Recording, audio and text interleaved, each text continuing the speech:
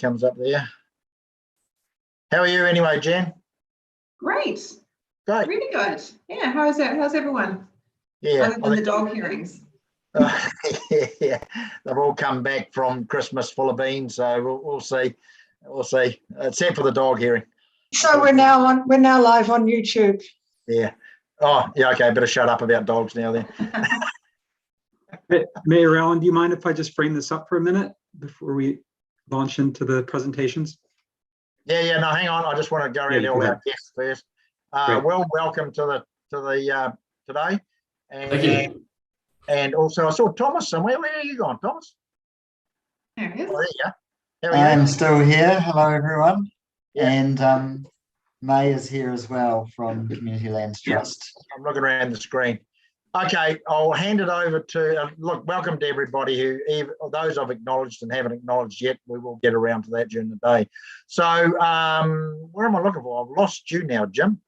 Oh, I'm right next to you. Oh, you're right up Your the right-hand man. top right-hand corner. Sorry. So I'll hand it over to you, Jim. Kick off. Cool. Thank you, Mayor Allen. And yeah, good afternoon, Mayor and councillors. I don't know if we have any Mongai Maori reps or. Can I just say one thing, Jim? Sure. I have an apology both from Michelle and Gavin. We can't be here. They're trying to save me money in another meeting. So they're off doing that. Okay, thank you. And yeah, hello, our community board representatives as well. So just to frame this up, I won't take too long, so I'll be speaking at the end a little bit. But this is essentially a workshop on a few different dimensions of affordable housing. We've got two different trusts to talk to us about the work that the trusts do in relation to affordable housing. The Waikato Housing Initiative as well will be giving us sort of the regional picture and the work that's happening in that regional space, which some of you may be familiar with already from previous discussions. And then just a bit of a discussion at the end around an option called Inclusionary Zoning, which just keen to get your feedback as a concept, which could tie into some of the previous discussions. So that's really all I wanted to say. We don't have an affordable housing strategy as a document, which isn't to say I don't want to assume, staff don't want to assume that councillors have no interest in it. And we assume that you do. So this is, I guess, a chance to share some thinking, hear some feedback from you all, and I suppose proceed accordingly with the guidance and feedback we hear. And obviously a chance for Q&A. So any of our presenters, they've allowed time to answer your questions. So don't be shy. So I can hand it over to Jen Palmer, who's first talking around the work the Bridge Trust is doing. Thanks very much, and hello to everyone. Simon Perry is hopefully going to be joining us as well. He's just running a little bit late. And I'll introduce my colleague who's somewhere on the screen, Will Rendell. He's our development manager, so he can chime in as well. So I've just put together a few slides, and I'll see if I can reasonably seamlessly share my screen. Let's just see.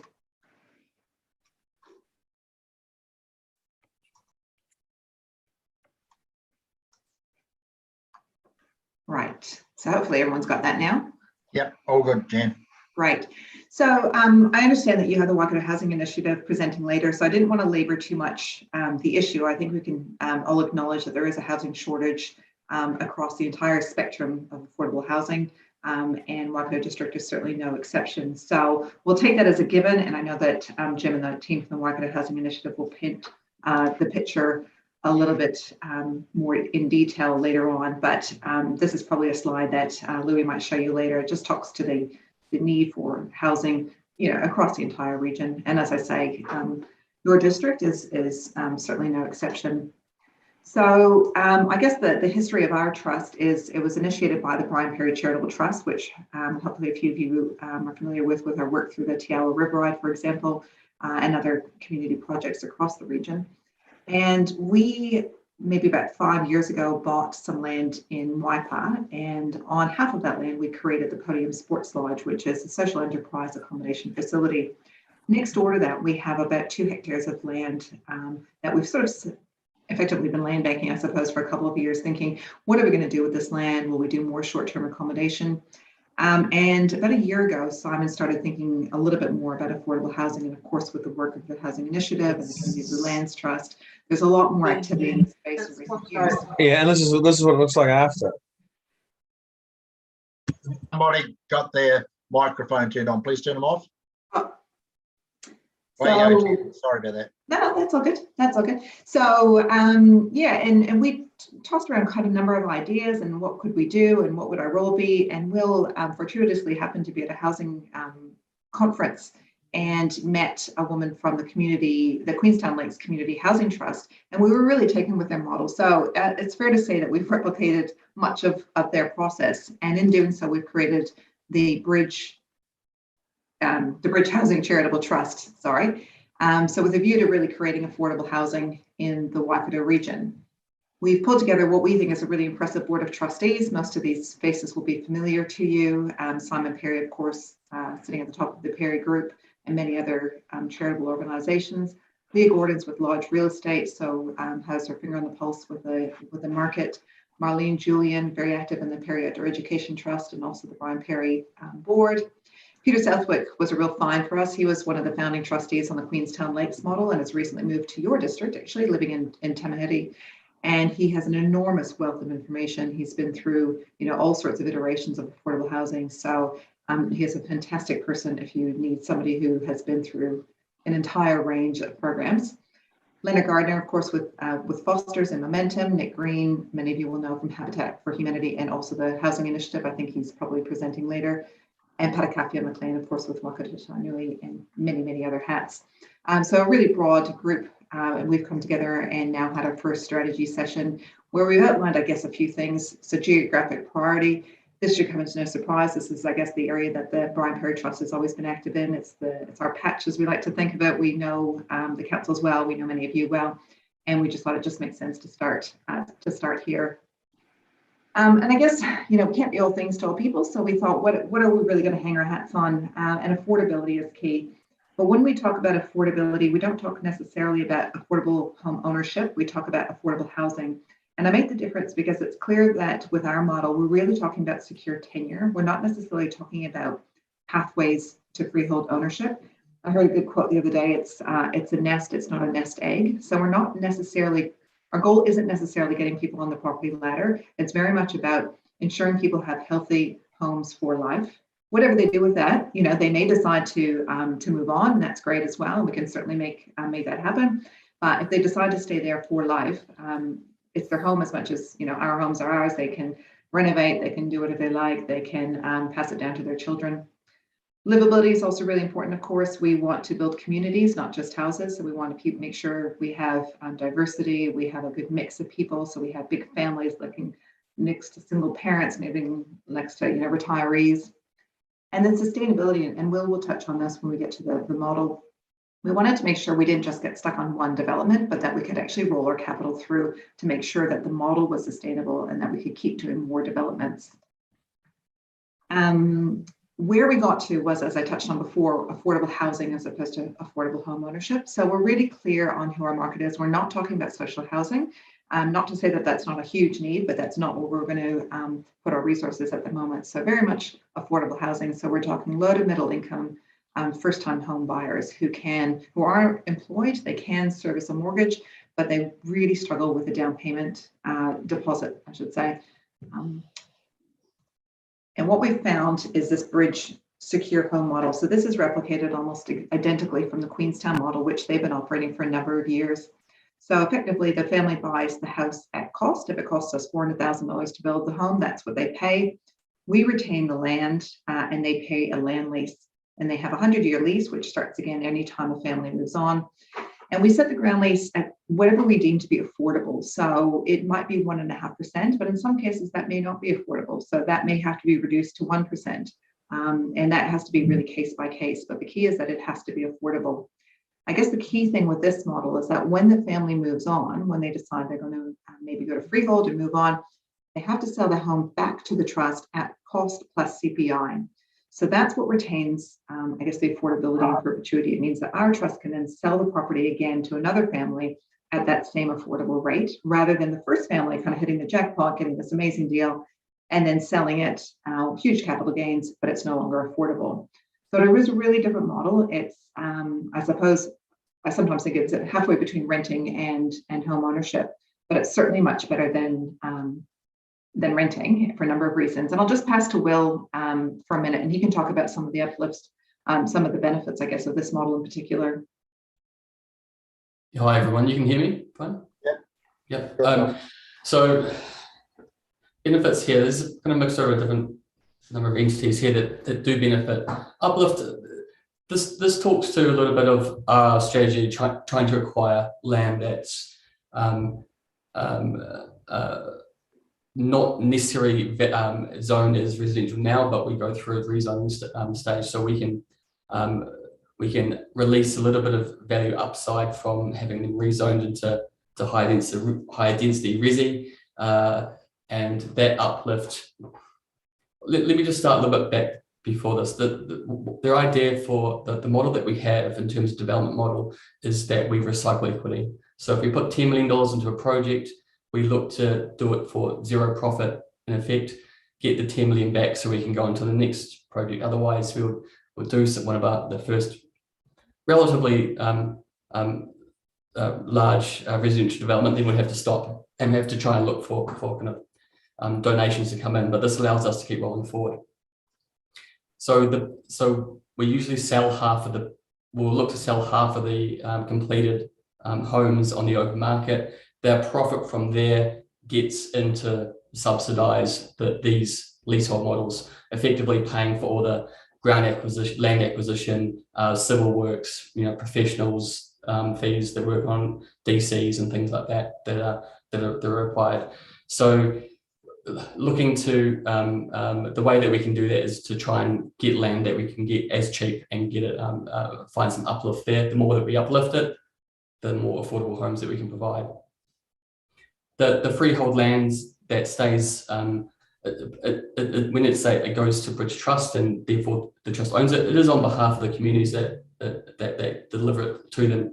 So it's very transparent as to where the land goes and how the money has been used. It's not like a black box and not a normal developer by any stretch in that respect. So the first project we have is Peak News in Cambridge, 42 homes. We'll look to probably, I'm looking at ways that we can make them as many, more than 21 as the secure home and leasehold affordable. But at this stage, we're looking about a 50-50 split. There's a couple of standalone dwellings, but the bulk of them will be 2 and 3 bedroom terraced townhouses. Of the 2 bedroom, on the smaller side, it's 78 square meters, but the way that we look at this is that we want to make them really affordable for the purchaser, so that we have to make them smaller. Construction costs are increasing significantly. Big homes are very difficult to do on any sense of affordability. What we have here is, so the 2 bedroom would sell on the market for $725,000, but the secure home purchaser buying the leasehold will pay something more in the realm of $320,000 for that, and have the 100-year lease. They are smaller units, but again, we have lower site coverage. So the site coverage for Peak News would be something like 20% maybe for homes. Being able to provide a whole lot of green places, outdoor kind of communal areas for people to congregate in. So it's a community focused and interaction focused development. So smaller homes, but you live around the entire development. And you can kind of see one of the earlier scheme plans we have here for and urban design is that we do have additional green areas for children to play, people to have picnics and barbecues. What you see as green there won't necessarily just be green. That could be hardscaped into to like low cost and low maintenance communal areas as well. So it's kind of living in your home, but also within the entire kind of development really. And that one here probably includes the next stage as well, Jen, right? So that what you saw there was probably about maybe close to 70 dwellings all up, and that we'll look to provide over the next probably 2 to 3 years by the time that's all finished. And whilst the secure home is obviously a real affordable product, I would also say that 725,000 for a 2-bedroom terrace townhouse a couple of minutes out from Cambridge would also be considered affordable as well, compared to the average, the median house price in Waikato being something around the $1 million mark. Thanks, Will. And I guess just jumping ahead about the future for the Bridge Trust, as I say, we've got 2 projects on the go that'll keep us busy for the next 3 years, but we've got fairly ambitious aspirations. Simon certainly doesn't lack ambition, for those that know him. So we want to grow this, and we're looking at partners. For example, we presented this morning to the Momentum Foundation strategic planning session around their goals for affordable housing. So we're really welcoming a partnership with Momentum, and particularly in councils, or I suppose to Will's point, whoever has availability of land. And I understand Jim will be speaking later about inclusionary zoning, so I won't go into too many details there, but it's certainly something that we would support. And it's what Queenstown has been able to, leverage off to make their model really successful. So they've had their inclusionary zoning in Queenstown for a while, and it seems to really underpin the model that they have. So we'd love to see that here, but failing that, there are other mechanisms where I suppose we would look to have access to affordable land, whether it's gifted or whether it's discounted, whether we can have partnerships. I guess the key from our perspective is we just want to go out and build homes, so we can be flexible. Every model will look a little bit differently. And I guess to Will's point, really it's going to boil down to how many, if we build 50, do we have to sell 20 on the open market to afford the other 30? Do we have to sell 10? What is that matrix? And that really ultimately will be determined largely by the value of the cost of the land. So, we're speaking about if there was inclusionary zoning, or if there was ability to use surplus council land, how could we use that? And naturally, it'd be ring fenced within the Waikato district. So while we talk about the three different districts within the Waikato, we certainly have very separate entities for any land, and they can sit very transparently within a lands trust type model. And then have caveats, as I've sort of outlined here, about the use of that land, timeframes in which that land would be developed, number of homes, that sort of thing, and of course ring fencing any future profits to future projects in the Waikato district. These are examples out of Queenstown as well. They have a really fantastic relationship with their council down there, and in fact, we've had some of the representatives speaking with some of the staff at your council as well. Have loads of experience and happy to share. So they have a template for their relationship agreement, which we think could be would work really well. So that's a super quick overview, and I suppose we might leave it there for questions. I'm just getting text from Simon, so I'll see if he's waiting. I'm here now, Chair. Ah, there he is. Didn't see you. Just waiting to get let in. That's fine. Do you want to take the screen down, Jen? Yes. Let's do that. Good. Firstly, welcome, Simon. Good to hear from you. Hi, Alan. Sorry, mate. No, that's all right. It's no problem. Hey, look, firstly, I think, what you're developing here is something that has come across my desk for the last 2 or 3 years since the escalation of property is a suggestion around land lease, which is not new. It's actually an old concept that used to be done in parts of New Zealand, generally with the Crown, I think, back then. And I think it's done full circle and come back to being the only way forward. The only thing that really saddens me about the fact of having to do this is that it costs more for the land now than the building you're putting on it, which is pretty sad indictment for a country like New Zealand, but that's just the way things have gone. Just one question before I'll open it up for any others is, I'm assuming, like others I've spoken to about this, that the mortgage lenders have been spoken to, and there's no outstanding issues with any of them. Bill or Jen, whichever. That's a really good question. Queenstown have been working alongside SBS, but they've recently said, look, they probably have enough exposure to this model. But luckily Westpac, and we're particularly lucky to have Steve Atkinson on our patch, also involved in the Waikato Lands Trust. And so Westpac has come on board as a lender. So we've just finalized the agreements with them. So in answer to your question, yes, it was a red flag. It was an issue. But we think as soon as Westpac agreements are locked in, then the other main banks will come on board as well. Look, I think there'll be a lot more of this around the country coming up. for the simple reason is land has become so unaffordable for a lot of people. And when, as I said, when land becomes dearer than the house you've got on it, in a lot of cases, it's just ridiculous. But anyway, I'll open it up to the floor, and Councillor Beck's first up. Yeah, thank you. Greetings, Simon. It's been a while since I've seen you last, Jen. Yeah, hi, excellent. Hey, just 3 questions from me. First of all, in terms of affordability, that's become a real political thing, you know, where people define it according to the narrative that best fits their solution. And yet we have some international guidance and, you know, sort of UN type definitions. Will you attempt to define that more formally, do you think, or will you take the sort of central government route where pick a number that fits? Well, perhaps if I have a go at that, you're right. There are a lot of interpretations of what affordable is, and the word affordable, which is unaffordable.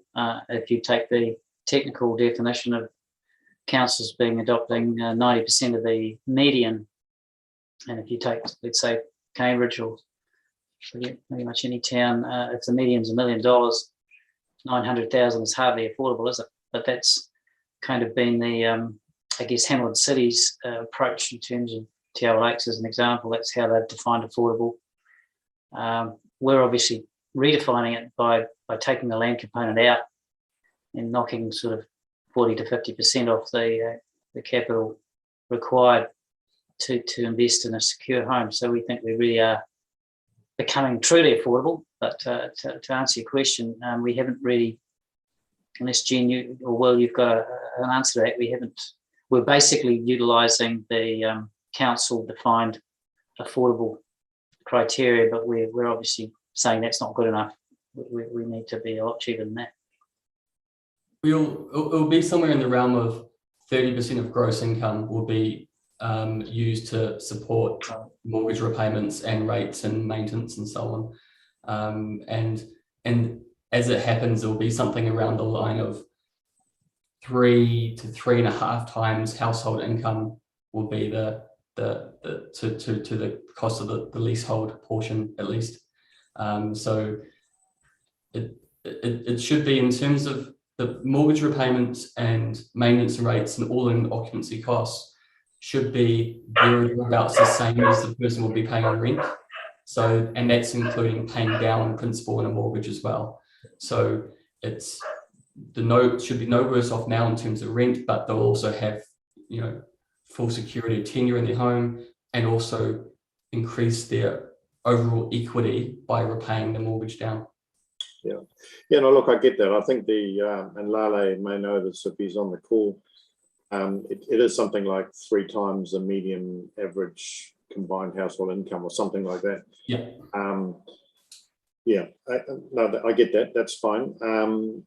My second question is that these sorts of long-term security of residency, but effectively, you know, lifelong renters, is quite a common European model.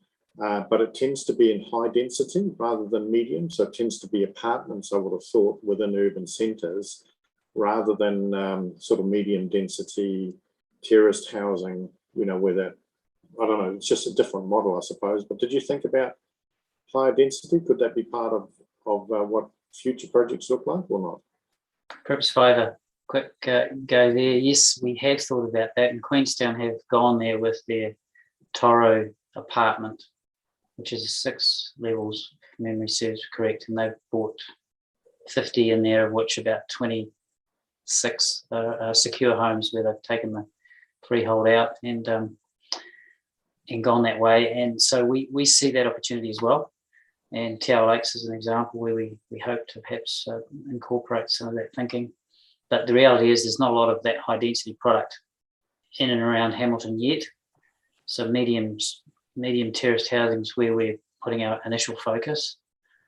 So it's that walk up 2 and 3 level will be the primary product initially, but moving into apartments if we can and when we can. I guess my final point is that livability was one of your stated, you know, sort of 3 pillars, which is really good to see.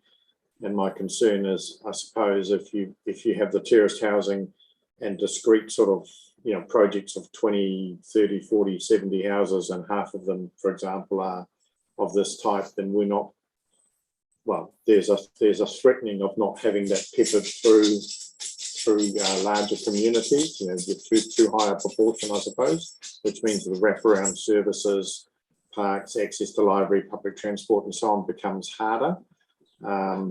So yeah, I guess I'd encourage to think about, even sort of single plots, here and there, rather than 20, 30 unit developments, because it enables you to draw on the communities that are already there, the social infrastructure already there, rather than being on the fringes and possibly being isolated from that connectivity that makes for livability.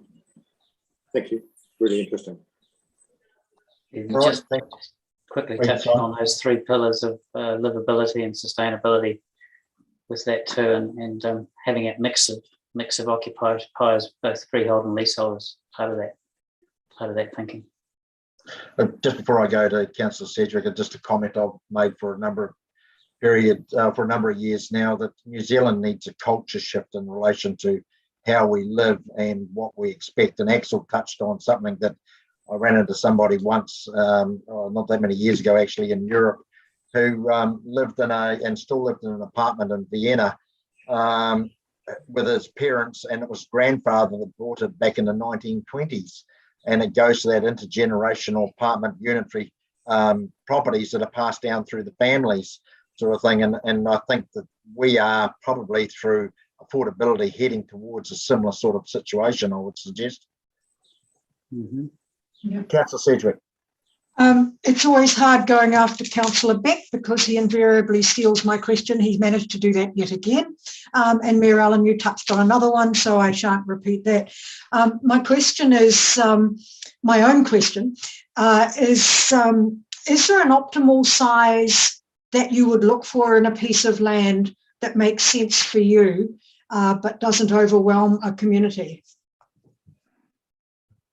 Jen, do you want to try that one? Well, I think, as I alluded to earlier, I think our key is being flexible. So because the model already allows for, mixed tenure, so we will have freehold, we will have leasehold, and there are other models as well. So I don't think there's probably any size that we would say, no, that doesn't suit. To Axel's point earlier, inclusionary zoning could allow for pockets here and there and 1 or 2 houses within other more developed communities. So I think we'd have an open mind about an ideal size. As I said, we're starting with a reasonably large development for where we are, reasonably high density, with the up to sort of 65 houses. But case by case, I think is what we would look at. Bear in mind, the bigger it is, of course, you need more services. We're very mindful of proximity to, to other services, having fleets of e-bikes available for users if they are sort of 10 minutes away from town, that sort of thing. Right. Yeah, and often the pieces of land that we find in our register are almost forgotten pieces of land, but too far out or too remote to be of specific use. Thank you. I think it's a very exciting project. Thank you very much. Thanks, Jan. David. Kia ora. I'm obviously David Huntley, Community Board. My question, which actually ties into the previous ones as well, is what would you consider, I guess, a minimum size piece of development? The reason I ask that is that the land pockets that are kind of around the place, some of them are what I'd consider the old-fashioned quarter-acre section, and whether that's large enough to put on enough houses to be able to make the model work. Will, do you have a sense? Yeah, I think if there, in the future, if there is some form of inclusionary zoning that's available, I think we have to get our heads around the fact that we may have single sections we build a single home on. So no, I don't think there is a minimum.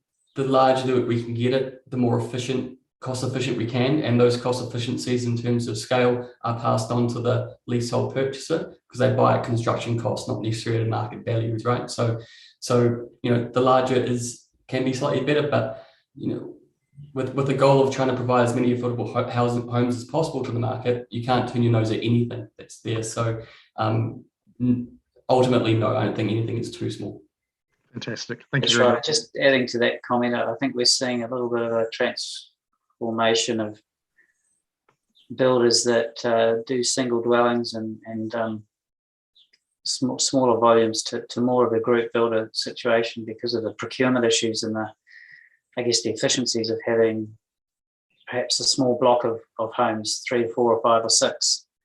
They can get that efficiency in the construction, which the smaller builders can't do, and they can't even get hold of materials.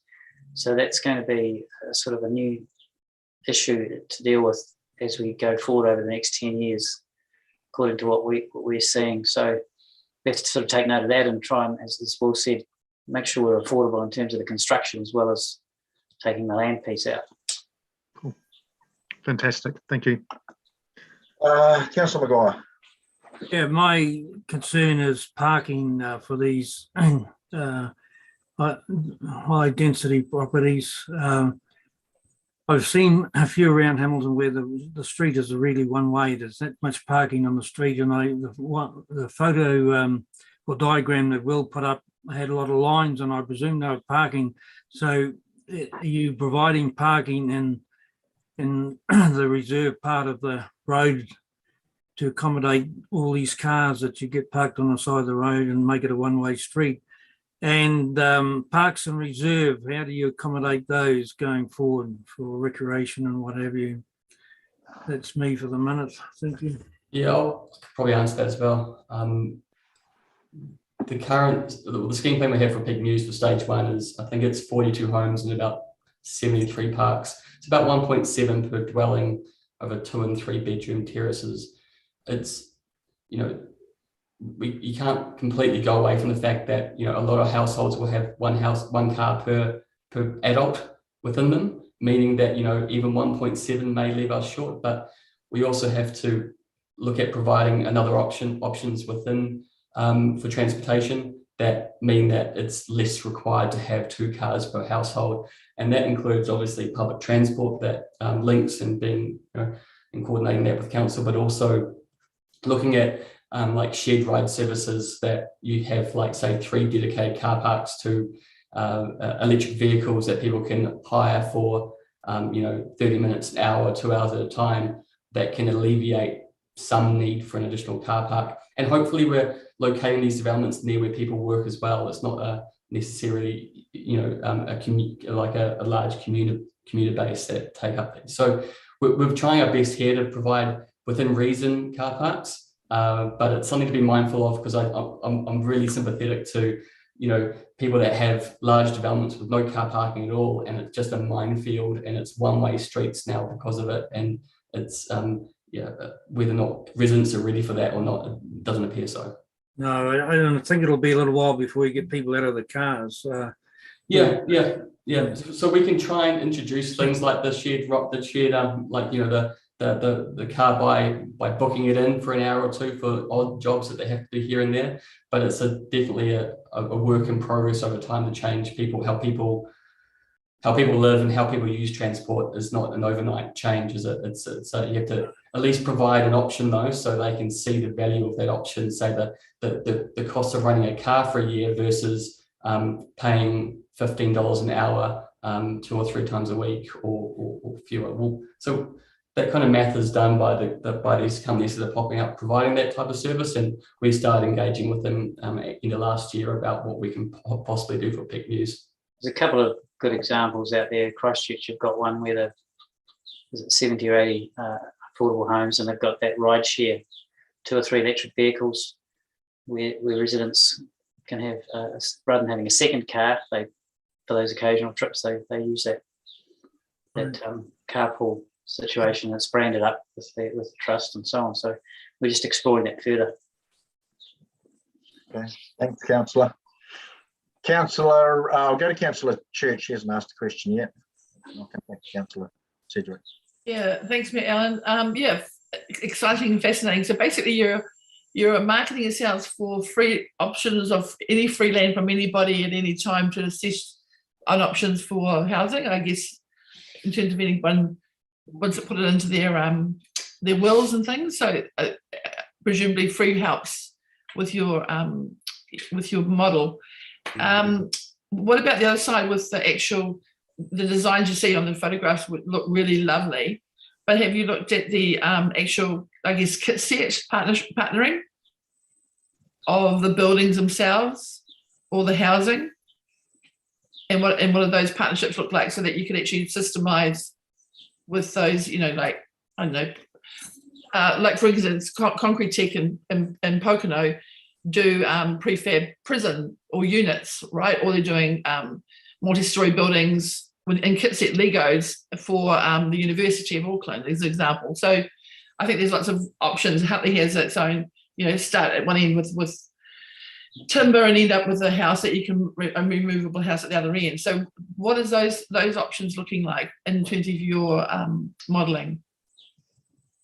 Yeah, I'll jump in and Simon might add to this, but I think that's a really excellent point. We're really mindful of working with builders who can, I guess, fine tune this development so it is scalable. At the moment for project number 1, we're partnering with Anthem Homes, and we'll have a bit of a hybrid model where it's traditional construction for the first floor and then modular for the 2 sort of pods that sit on top, whether it's the 2nd and 3rd floors. But exactly right, like, I mean, we need to find partners that can, I guess, like I say, fine tune exactly this so we can roll it out. Simon, did you have any other comments about the building methodology that we've been looking into? Yeah, I think just adding to Jen's comments, the Trust talked about this last week in developing a supply panel process, similar to perhaps Ministry of Education's, where we work with builders who are looking both off-site and on-site models. There are some real advantages. Quite a few off-site builders, such as Built Smart and Huntly, is probably the leading one in the country by volume. You would be well aware of. So, and they do a pretty good job. So, being able to bring in completed homes and put them onto sections, as well as Jen mentioned, we're talking about a hybrid model for the Anthem, where the ground and the civil works are done on site, but then the 1st and 2nd floors are actually brought in, and it speeds up the construction process and minimises some of the hassles on site with existing residents and so on, and the timeframes to build. So we're exploring all those options, and we'd probably want to work with a series of builders who also have the sort of a philanthropic approach to what they're doing as well. So it's not just lowest price is the only factor. We're looking at a range of, I guess, criteria for the builders that we work with. But Anthem is showing a lot of initiative at the moment, and they're doing a lot of engineering to get the costs down on these 2 and 3 levels, because we are really conscious it's not all about just cutting the land out and building it at any price. The costs of construction are too high, and we need to really be smart. Sure. Yeah, and because it's using up the more green spaces, isn't it, to be able to infill and things like that. So yeah, exciting. I think it's, I don't think I'm talking out of line here. Ellen, we've been looking at what's our strategic portfolio of property, right? Of what does council actually own, and to go through that massive list and assessing what direction we use and what's available, what's not, and for what reason. So I think it's very timely that this is that we're having these discussions. So I look forward to the future. Okay, thanks for that, Jackie. Back to Councillor Sedgwick. Thank you. Thinking about the leasehold aspect of it, and I apologise if you covered this and I missed it, but I'm reminded of properties like the St John's Trusts in Auckland and particularly around the Meadowbank area that I'm familiar with, where people's property rent, ground rent, just escalated beyond all compare. And I'm wondering if that would create either a buyer reluctance, or if you have a mechanism in place to give some reassurance that in 10 years' time your ground rent of X won't be Y or Z. I'm sure you must have covered that, but I don't seem to recall it. No, it's a good question. I don't think we did. The ground rent will only go out by CPI each year, and it will only be revalued when a family moves on. And bear in mind that it would be revalued to make sure it's still affordable. So exactly to your point, there's absolutely no way it can all of a sudden go from X to Y. It will just be on par with inflation. Thank you. So it will actually stay in line with, doesn't matter whether it's first, second or third owner of the property, in line with income. And It'll CPI? be, yeah, well, exactly. I mean, it will be revalued when one family moves on, we sell to the next family, but the principle of affordability, so whether it's 1.5 or it drops to 1.2 or has to go up to 1.6, that would be reviewed at the time, but with the key of affordability going forward. Yeah. What Queenstown have found is that depending on the economic cycle and the interest rates that a mortgage attracts, you can vary the ground rent of the land, and they've gone as low as 1%. In some more recent cases, to make the numbers work, to keep within that 30% affordable of the household income. Yeah. So we will probably take that same philosophy on board. That's very heartening, because I am aware of people that have had rather shocking, shocks actually from their ground rent. Thank you. The famous Cornwall Park. Yeah, exactly. Yeah. I would add also, because of that, it doesn't affect the value that they can sell at. That's also hitched to CPI. So in those cases, like Cornwall Park, you had, $1 million house become worth $70,000, basically what you could rent it for over the ground rent. That's a situation that this completely avoids. So it's there we have to be a lot of education in terms of the product to these people that purchase it. But I think there's a very good story, and we can very well illustrate how good it is for them. So, but we're about to begin that process soon. Yeah. We're not underestimating the education, not only to home buyers, but to the advisors, the lawyers and so on who they go to make sure that people understand it's not that scenario where you get a surprise down the track. Yeah, that's why I've talked about re-educating New Zealanders to this concept, Simon.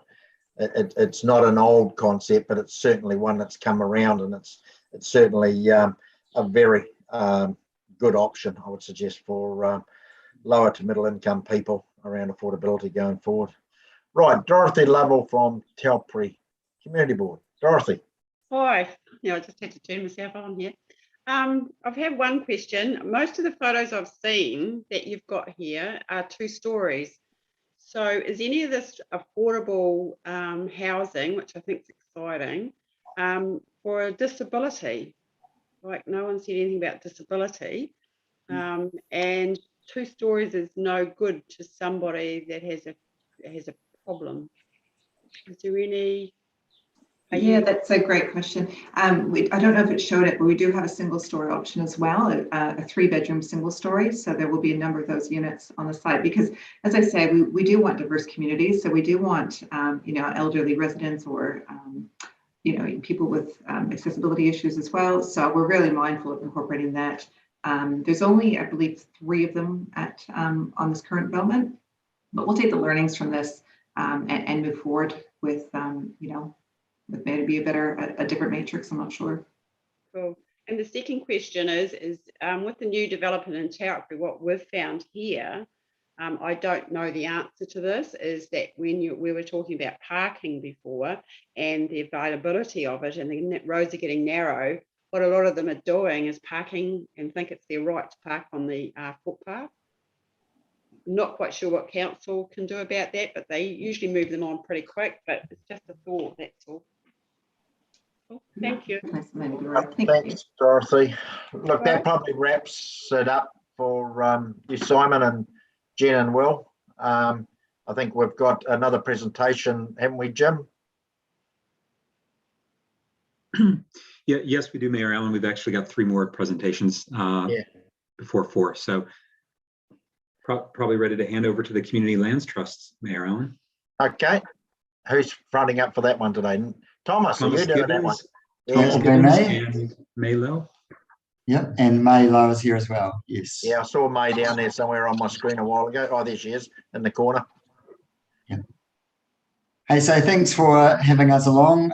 We'll kick into it fairly promptly, given you've got a few other people to get through. Is that screen share working? Yeah, it's going, Thomas.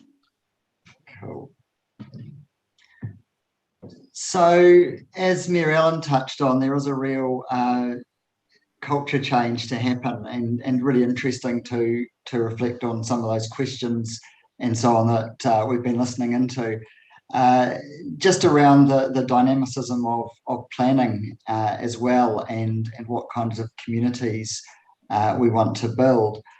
just a bit of introduction around the Waikato Community Lands Trust. I'll go through a bit of history shortly, but wanted to start off with really what we're about. So this is a bit of an outline, and started off with the map of our region, which is, of course, the Waikato region, the whole region there. And there's just a few points to touch on and then open up for questions. Some of them will, I suppose, replicate some of the discussion that's already happened about the extent of the problem and different ways to approach it. So part of our background is being a charitable trust, and we were established largely being driven by Hamilton City Council around some ideas around different ways to look at land models and delivery and tenure, some of which have already been touched on. And various members have had an interest in these things, whether within Hamilton. One of our members is based in Raglan. Other people have done development work in Ngaruahia and other parts of the Waikato district. And vision is not very surprising to those involved in the housing sector. This terminology, well housed, picks up on a whole lot of things around making sure people have secure tenure and I suppose, put simply, aren't living in motels and have a place to go. Doesn't necessarily mean ownership all the time, and that is part of that culture change, that much as it might be nice for everyone to own a freehold home on its own section, it's not necessarily going to be the reality for everyone. We are registered with the Charities Board. I suppose the reason I emphasise that is it's quite a tricky thing in housing, and the Queenstown Community Lands Trust unfortunately lost its charitable status at a various point in the past, and that's quite a tricky issue as to how you're delivering some massive degree of public benefit by helping to contribute to solving the problem, but also being careful about the private benefit that is being delivered. So we have 5 trustees, and because of our background, there's a reasonably convoluted provision around how we're appointed, which I won't go into here. With a recent change, May Lowe, who's also on the call, and myself have picked up the co-chair role. May, do you want to just say a few words about your background? Sure. Hi, Thomas, and everyone else on the line. Look, councillors, I've spoken to you before when we came and presented at a previous call, but it's fantastic to be on the trust.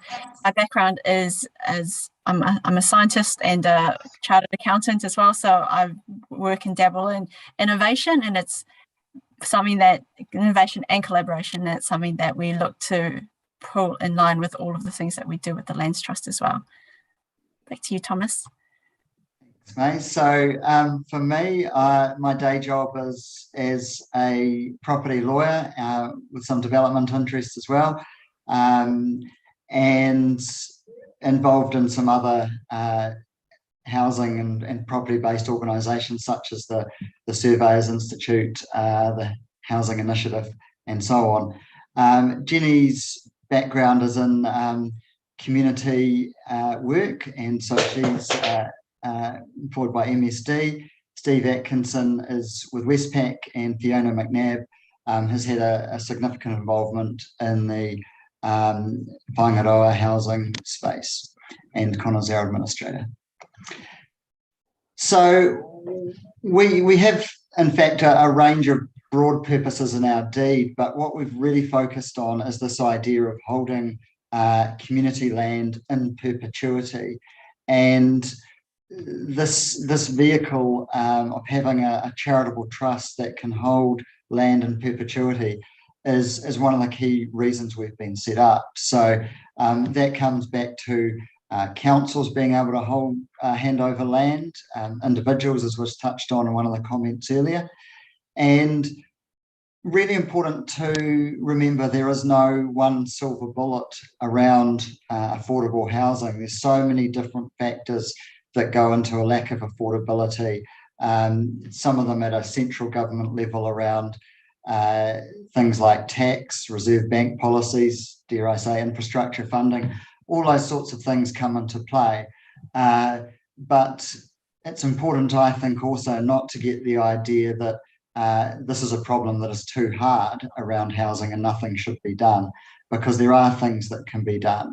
And one of the key ideas behind the Lands Trust is to take some steps to close the difference between what a house costs on the market and what it could be if delivered under a different model.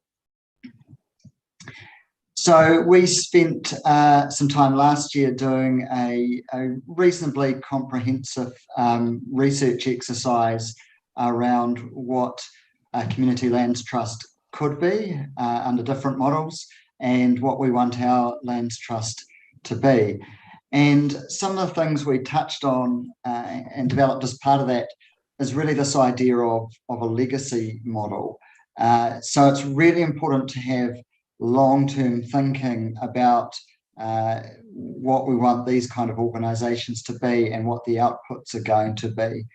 And one of the things a trust like this can do is really preserve affordability into the future, even if prices of land change.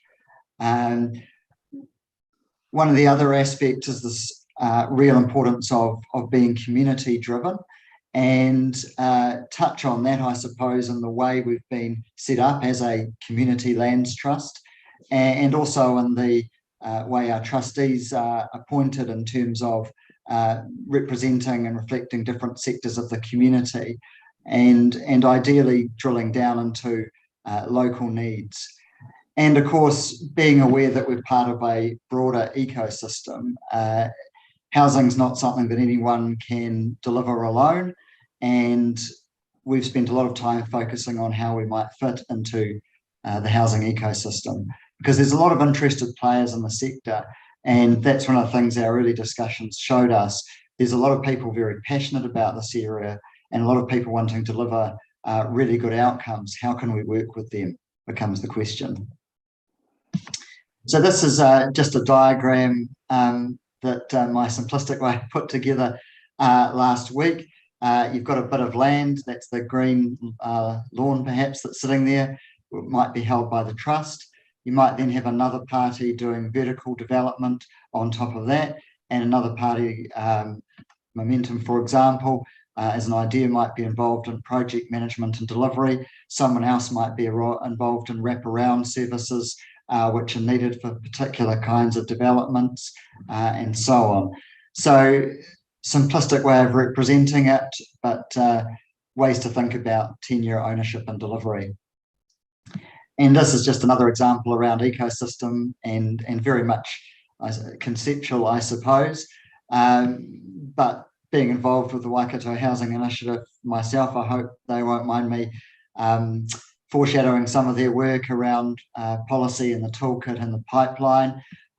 This lands trust ability to hold land in perpetuity. You might have others, we would hope Momentum, Bridge Trust and so on, involved in other parts of projects through collaboration.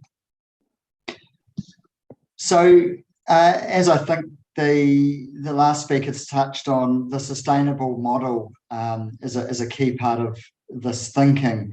It's one thing to throw out a word like leasehold, but what does that actually mean in practice? How do we avoid those risks that, as we said, Cornwall Park has seen, while also ensuring that capital is recycled and kept in the trust to some extent while benefiting those outside.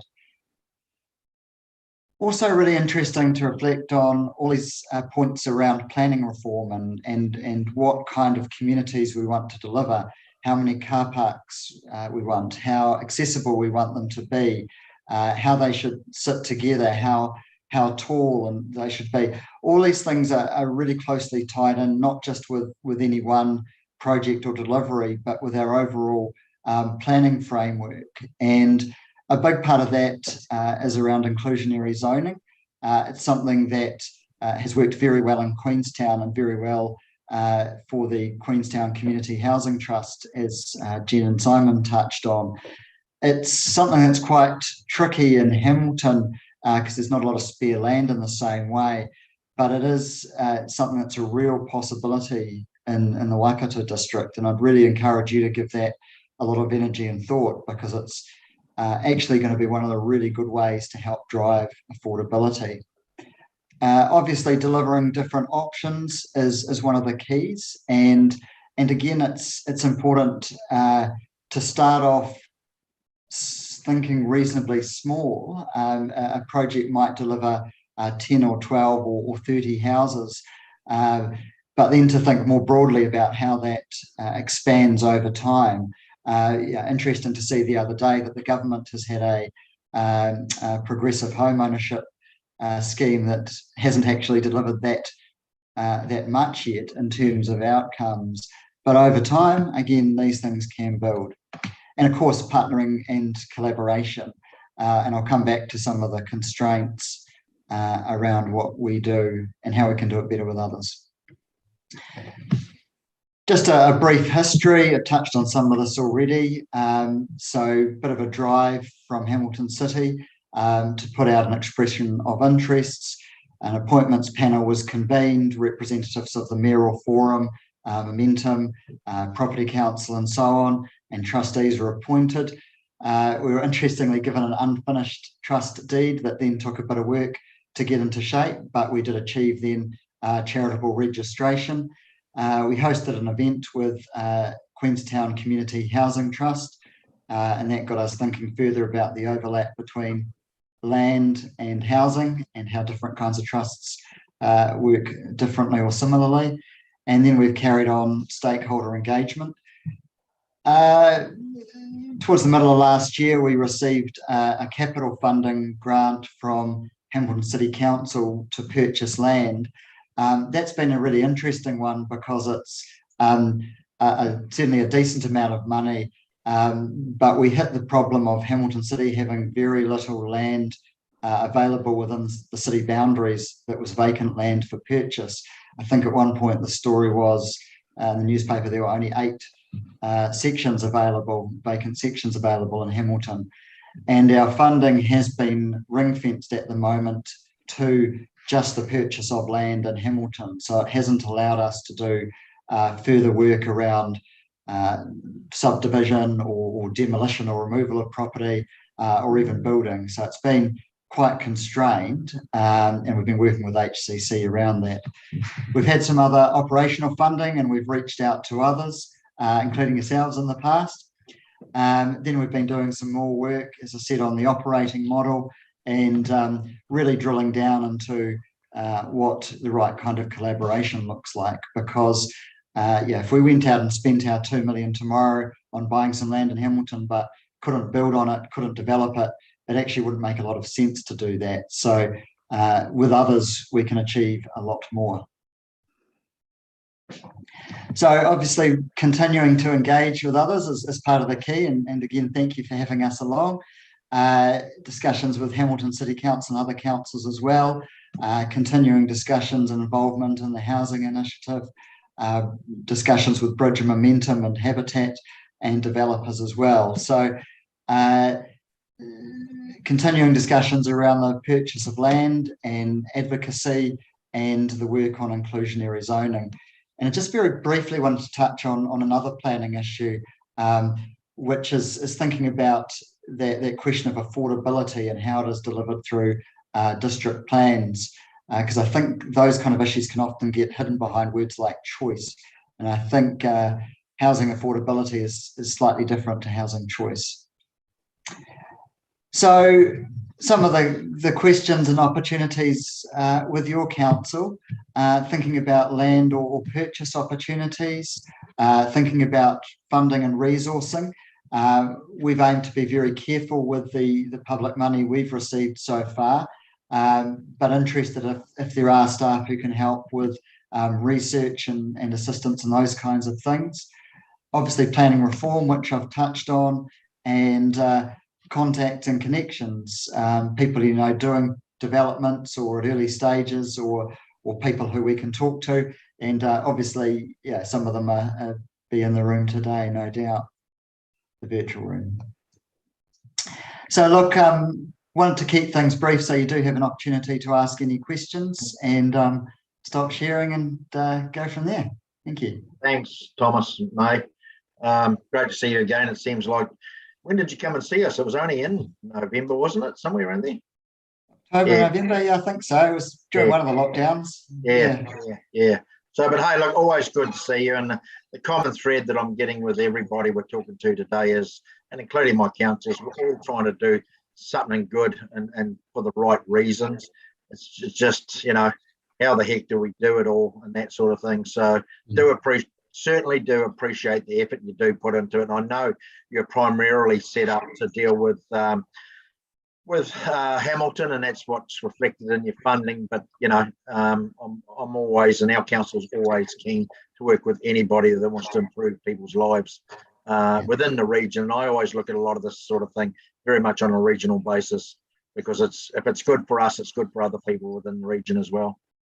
Absolutely. And if there's any inclination to match the HCC funding, you are more than welcome to. Gratefully received. Thank you, Thomas. Appreciate the jest, but yeah, probably at the moment I got Gavin away trying to save me money, not spend money. So appreciate it. Thank you. Axel, you've got a quick question? Yeah, thanks for the generous offer there, Thomas. That's very kind of you. I think both the strength of you getting underway is also on sort of the flip side is also your weakness. You will have to break free of Hamilton to be regionally relevant, and I think that's probably the issue for us. And we've got issues not just around the fringes of Hamilton, which will be part of Hamilton's solution actually, but right throughout the district, including the very north of our region, where there's also significant need.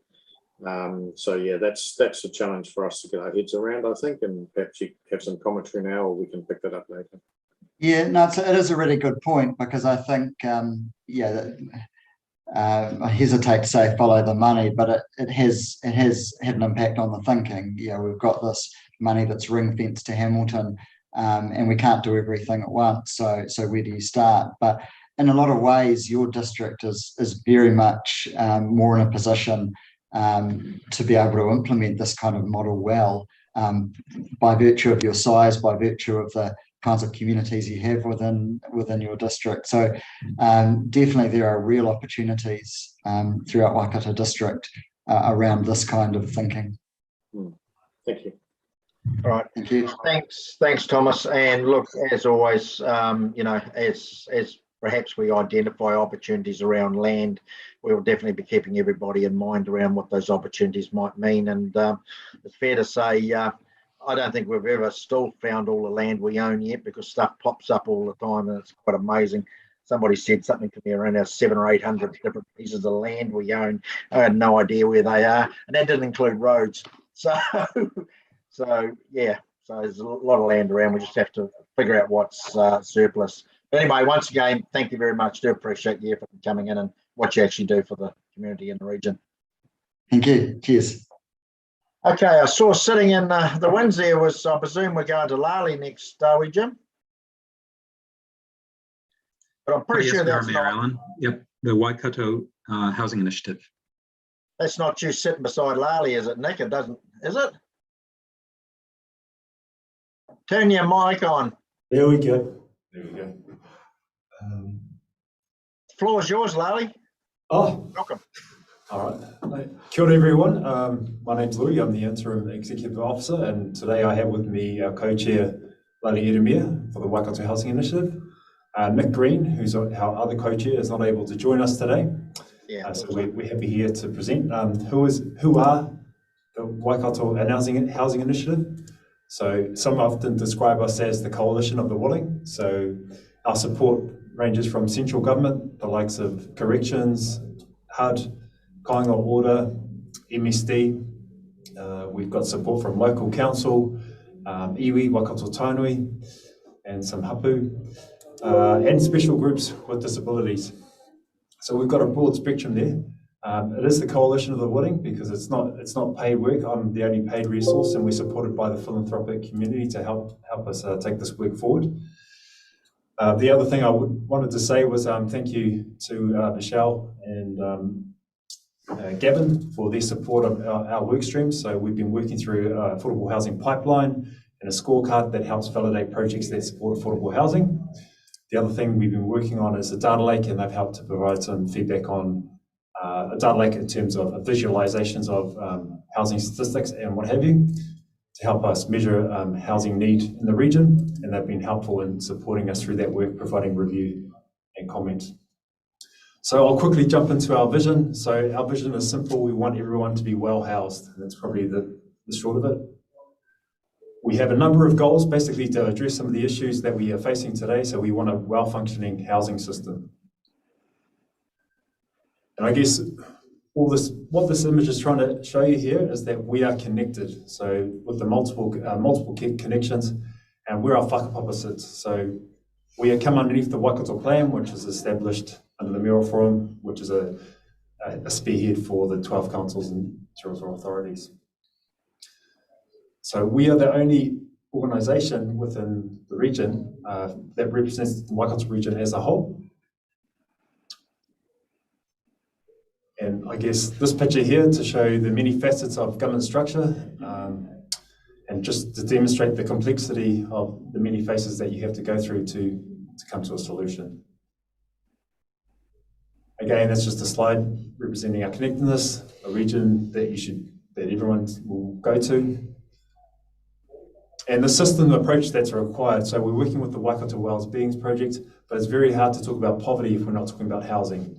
It's very hard to talk about good education. We're not talking about security of tenure. And we've developed one for the Waikato Housing Initiative, as you can see there. Ladi, do you want to talk to this? Sure, thanks, Louis. Kia ora tātou, mā rō soifua maua manilangi mamā. So I'm Lali Ramia. I have a few different hats around the place. Ellen, good to see you again. Thank you for the opportunity. We've got an opportunity, I suppose, to leverage on where the housing initiative has come from over the last 4 or 5 years. And Ellen, you've been quite instrumental in helping us get government here to keep listening to the voice of local government, but also community in that space, as well as the privates and the philanthropics. And we'll talk about that a little bit more in regard to what we think is going to help leverage affordability for housing. We use this presentation as a baseline just so that we pick it up, and you'll see lots of common slides in there, but we're going to just speak largely to the affordability area that Michelle and Jim have asked us to focus on. And we'll pick up some of the questions on the way through that I think some of the members have asked of the other presenters in the housing space. So just the first part of our journey, and this has been sort of 5 to 6 years in the making, but the housing spectrum, as you know, ranges from homelessness all the way through to our private sector. The forming of the coalition of the willing to focus on all of those areas with affordability at the heart of its vision. The first step taken was that regional stocktake, which you've seen, a bit of a traffic light and map of what we've got and what needs to change and what we need in the future. And then an establishment of priorities, which helped us then develop and coordinate a bunch of work streams and a bunch of shared toolkits. And I think we'll focus today a little bit around the work streams and the toolkits that support affordability. But I pick up Thomas's point, everything is connected, and Louis' point around the wellbeing piece. Every action and reaction seems to fit in and around housing at the moment. So we understand how the continuum operates. The support and alignment, so this is our ability to pick up a coordinated housing policy. So I'd thank the District Council for picking up key elements of the housing initiative's regional strategy and adopting them yourselves. City Council, Hamilton City have done that as well, and we're working our way through the other territorials so that we can reflect back to government when asked, and also to our communities that were aligned. The local and central government and iwi and Pacifica connections are strong in the space, especially around our affordable housing opportunities, and the philanthropic public-private partnerships. So that's our new PPPP opportunity. And we'll talk a little bit more about what that looks like with government and why there is a point of difference in adding our philanthropic to the traditional PPP. From a program of housing perspective, we've been able to identify a project pipeline to create a yield that we deliver and are about to deliver to achieve that target of 75,000 houses over the next 20 odd years. The key focus there is to prioritise affordable housing. So arguably you could say the region, based on its current numbers, produces enough houses annually to make that target in the next 20 years. The challenge that we all have is not enough of them are affordable in that space. And that's a key point around reflecting back to government. We can't just keep building more. We have to build more of the right type. The creating communities is a fundamental piece of affordable housing because it's not, the house is not affordable in its own right, and it won't create the community that it looks to exist in. We've got to do that in our master plan responsibilities. And we've got to be able to leverage the support of the public, the privates, the philanthropics in our opportunity to create partnerships. Now, sorry, I'm just going to move this. So, in doing all of that, we hope to establish a criteria that will help prioritise regional funding and support, all with a focus in and around affordability. I'll just hand back to Louis. Can quickly run through. Yeah, so this was the foundational work done back in 2018. The short summary of the stocktake was essentially a need for approximately close to 8,000 houses, and then a future need of about 75,000 in the long term. Affordability, I won't labour on that. The graph shows it moving up and it's moving in the wrong direction. This is a slide that we've borrowed from Kainga Order. There's a couple of points I'll point out. The black lines at the top is where the house prices are. The light green lines are Kiwi build prices, and the dark green boxes basically represent the 25 to 30% income range, showing that Kiwi build prices, 500,000, are still relevant today if we can build a house that can match that.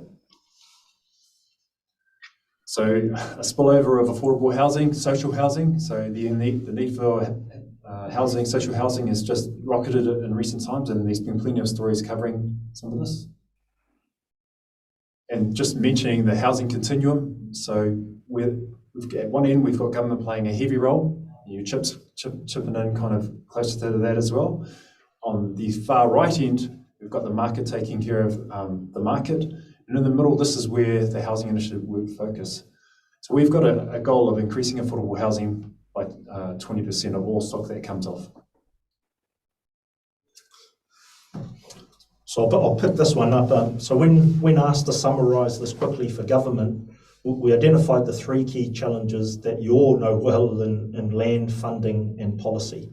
Infrastructure is a subset of all of those elements put together in it, which is why it's not highlighted there. And from those key challenges, the group that we worked with, the 60, 70 odd plus members, came up with a series of work streams that are prioritised on the right-hand side. So there's an affordable housing group, quality homes group, policy regs, the data lake, the toolkits, and the funding framework. So it's important to recognise that there are a lot of experts and different group members that participate in contributing their information. And this is all, as Louis identified, without being paid in that mix. They've contributed because this is the core of their visions. I'll just add one thing to that, Lolly. Thomas mentioned before, it's not one thing. And so this is just demonstrating that the system response required to kind of address the issues that we've got. So we've run quickly through and we'll focus on a couple of these key areas. So in the first of those toolkits, the key thing that we've been looking for in this space is how do we define affordability across the region and across the country and then across the continuum, because it has slightly different definitions depending on which part of the housing continuum it fits in. It's not only for affordability of ownership, it's also for affordability of rental and affordability of long-term lease arrangements. So it crosses the spectrum with slightly different definitions. But as you've picked up, Axel, you've seen often that international reference and benchmark at just over 3 times household earnings is the international benchmark the UN references here, and the 30 to 40% of income for rentals is what kind of order regionally sort of works on as well. So we've all got a challenge when it comes to the products that are on the market that don't meet that criteria. The quality of homes piece is just an item of focusing on repurposing versus demolishing. So in a constrained market of supply, in a constrained market of labour, just need to be careful that we're not pulling down buildings that could be repurposed for another 10 to 15 years, not 50 or 25, but for at least another 10 to 15 to meet a gap. And the district has some prime opportunities of land areas that could relocate some of those housing products that could continue their life, to continue to offer affordable solutions for people. We won't labour on this because we've got Thomas in the background who leads this group through the policy and regs, but we all know that so much is happening in that RMA space that until we get, and I think, Jim, you're going to talk about some of this inclusionary zoning, some real drivers towards pushing people to consider affordability within their master plan developments, and then local authority and also government being able to fund as a priority towards those more affordable type projects. And I'm talking about integrated projects as opposed to just affordable. Affordability needs to be integrated into master projects if we're going to have mixed use communities. So that's a key focus in that policy area. I'll jump this one because this is about making sure that we can continue the WHI moving forward. Lloyd, you just want to speak to the housing data lake? Yeah, because this is a good tool. So what we want to establish across the region is a common source of the truth. And so we've got a number of metrics there around housing statistics. So the number of houses needed, the overcrowding in housing, MSD social housing registers and statistics, the deprivation indexes. So there are many factors of data that help build the housing story. And so that's something we've worked on, and we've had some feedback from Michelle. So it's good. So that's a tool that is now almost ready to be used, which is the one source of the truth. A whole bunch of databases pulled together so you can find out about housing, whether you're private, public, community, iwi or otherwise. So it's a key item for us. The funding framework. So this speaks to affordability connected directly to security of tenure. So there's always this argument around, is it ownership that you want or is it a secure tenure that you need? And somewhere in the middle is the combination of where affordability might fit and sit. And I think, Ellen, you referenced, we're going back to the old days that actually pulled back some of those old models to actually answer some of these questions that we've got in front of us. So security of tenure, just keep that in the back of your mind as we think about how do we prioritise and deliver affordability. Won't labour this, but this is the continuum, what funding is available in different spaces from government through the different lending institutions based on the housing continuum. And then we've got a whole bunch of different tools which speak to the different models. So it's good for you to hear from the Lands Trust and Bridge Trust, because they are key tools in that area of leasehold and trust formed models.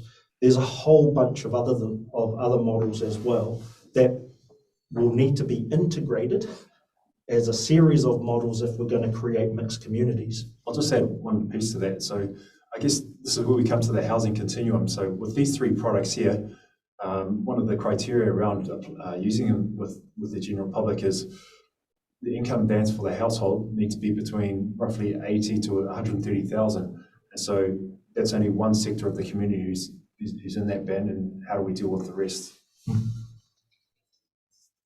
Again, shared equity sort of schemes, you can have this information, so it's sort of, and it's readily available, but I'll leave that for you to pick up. Leasehold models, as Bridge Trust has picked up already, as another option. Habitat is another provider of that rent to buy, own and progressive home ownership in the space.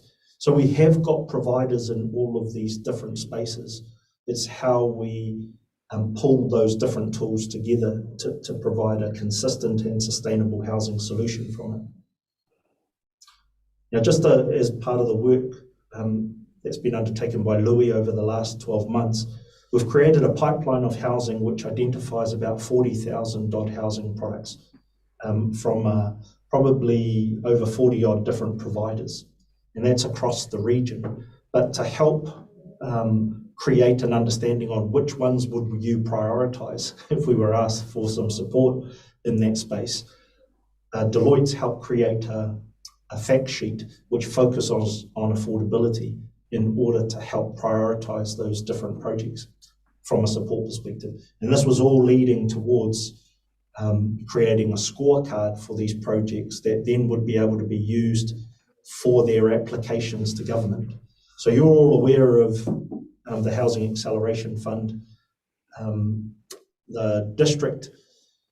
The region, had quite a few proposals in place. There were 8 odd projects shortlisted in that area. 350 to 400 million was the sort of general application for about 20,000 odd properties. There were a bunch of projects there on the shortlist, which added another potential 10,000 odd. And the Waikato provided submissions of sort of 1.3 to 1.4 odd billion. So this is sort of a collection of information from all the different members that Louis been able to pull together as we've been pulling our data sheets together.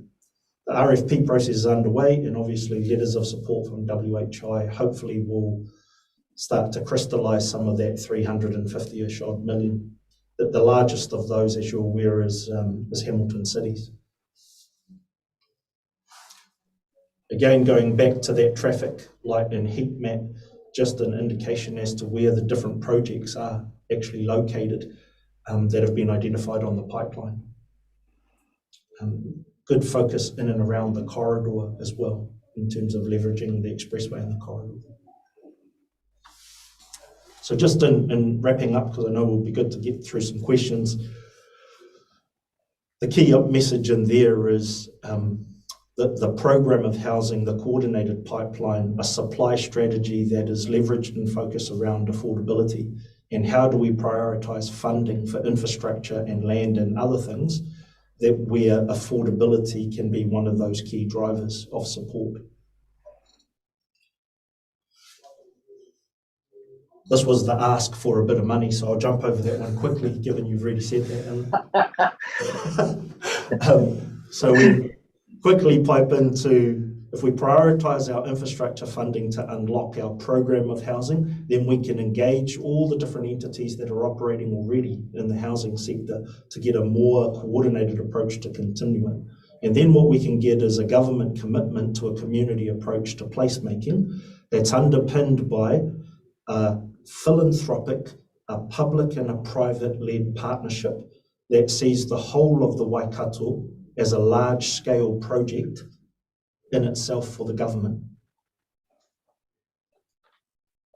So if we do all of those things right, hopefully you don't have too many questions to ask us. But if we can leave it there, Ellen, we appreciate the opportunity. Yeah. Hey, look, Lali, just if you want to put the screen back on full. Sure. For you and Louis, it's always a pleasure to hear from you jokers, and I know you do the hard work in behind the scene, and I think just in front of my colleagues, I just want to thank you for what you've actually achieved around us becoming more prominent in the affordable housing scene across New Zealand effectively, because that's what you've done, and that's been done by proving a business case that actually shows our needs now and going forward in the future. So I just want to congratulate you and thank you both for it, because it's, I know for you, I'm sorry, Lou, you to get paid, but for Lali, he's doing it for love. Thanks, Alan. I appreciate it. I personally just want to recognise you as somebody who has brought a whole new dimension to this whole thing. That doesn't discount both the Perry Trust and the Lands Trust.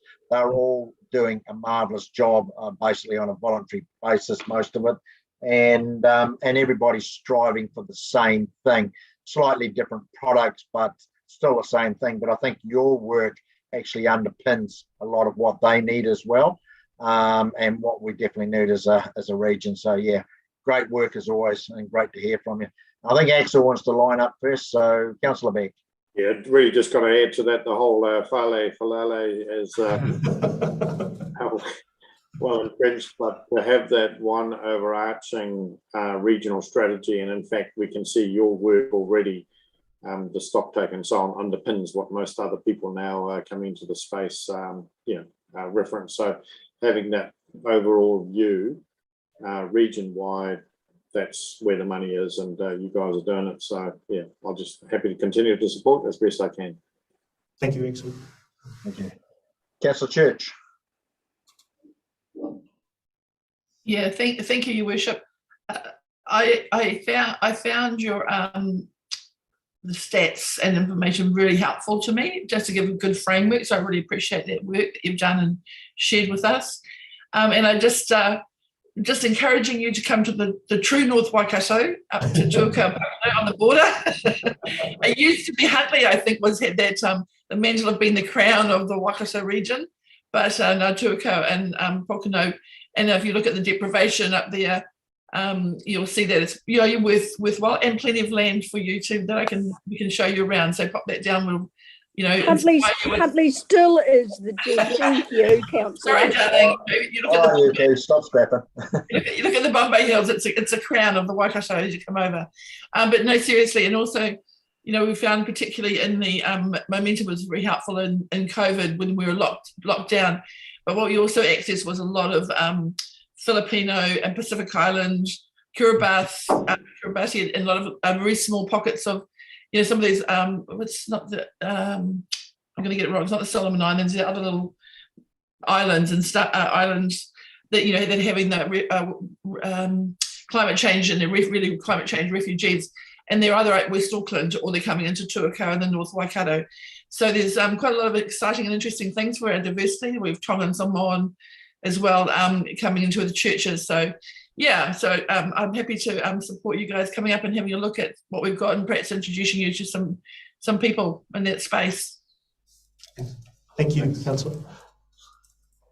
Anyone else got any questions? Jim, where to from here? Mayor Allen, there's just half hour left, and that's plenty of time for me to just share a few slides around inclusionary zoning. Yeah, cool. Okay, so I'll just share my screen here.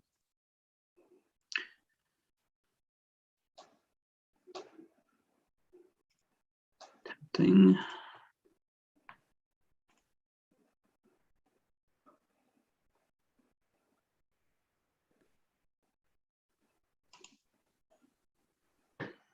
Is that showing up for you all? Yeah, it's coming up. Okay, great. Is it showing full screen? Sorry, I can't see. No, it's not showing full screen. But okay. That should now. That is. Great. Well, thank you, Mayor Allen. And I want to thank the other presenters, because just from my perspective within the WDC team, with the proposed district plan, et cetera, a lot of the work my team's been doing has been very head down, and to hear about the regional work and the voluntary sector work is really inspiring. Again, as a professional planner, there is a really important role that proposed district plan, or a district plan in general, can have, and I actually feel quite proud of the council for doing what it could do under the RMA in terms of promoting housing choice, because that is an important part of the affordability picture, is a range of housing densities and typologies allowed for, but also things like transport connections. You know, a well-connected community can be a more affordable community versus one where you have to get in your car and drive a very circuitous route to get where you're going. So I think the PDP, just by way of context, I think the work the council's done on the district plan has taken some really good steps towards affordability. So the few slides I have, and I don't have much to share today, but the few slides I have around inclusionary zoning are really to give you an idea of what else council could do within the context that the other speakers have described. I don't know how many of you have heard the term inclusionary zoning. I suspect that most of you have heard it and have a general sense of it. It's sort of next level. Now, I'm not going to, we've spent some time already on the affordability housing, the definition of affordable housing. I guess a key here, just a point I'd make again, is that housing affordability really is dependent on how affordable other costs of living are, things like transport, fuel, etc. So you can say 30% of your income is a good benchmark, but you know, if the other costs go haywire, that throws things out of whack. But and then I guess the only point I just want to make on this slide when we talk about the existing housing market in the Waikato district is supply is important, and the PDP has been an important part of ensuring adequate supply, as well as the work with our future-proof partners in terms of our capacity assessment. Our initial capacity assessment showed there was a temporary shortfall in the short term, but the PDP is the land coming through the PDP decisions should address that. So then it becomes a question of not just the amount of land, of course, but what's happening on that land and at what price points, and that's where inclusionary zoning can come in. Now, the first thing I want to say about this slide is please ignore the fact that we are showing a tower block on a podium. This is not probably appropriate for Waikato district at this point anyway, despite what central government might be suggesting. But essentially, it's a inclusionary zoning in the broadest sense is a planning tool that increases the supply of affordable housing where developers are required to make a proportion of their developments affordable. And you know, the percentage can change. You know, typically it may be 10% of the lots or units, but it can vary. It can apply in both greenfield and brownfield or infill developments.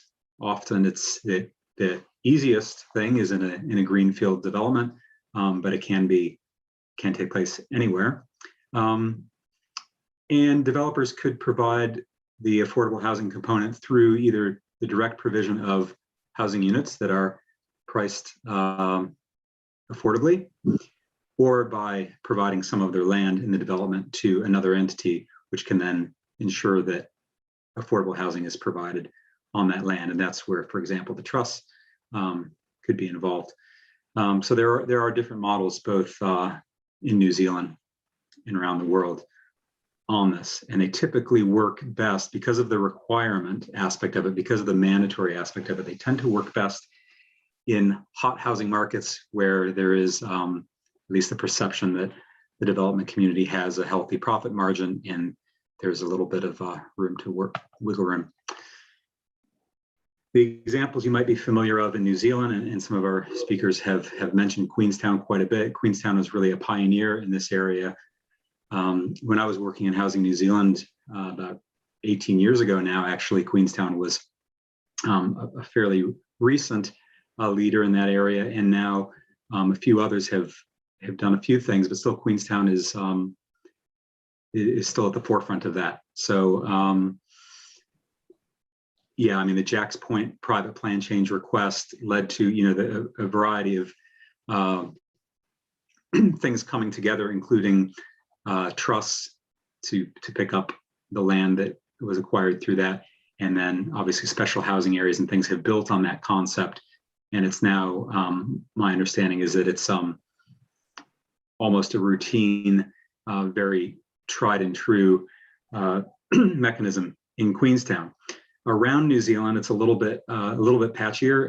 The examples we have here is Selwyn District, obviously in the Christchurch metro area, use the special housing areas as a mechanism to try and secure affordable housing. And in contrast to that, Auckland Council, in looking at their unitary plan, the independent hearing panel declined to go with any sort of affordable housing quota or inclusionary zoning. And I guess foremost in those concerns, though I haven't read the decision in full yet, but my understanding is that the impacts in terms of flow-on effects for the affordability of other housing was essentially making it a tax on development, and it would have flow-on effects. So yeah, different views and experiences. My last slide is really just a brief summary of those pros and cons.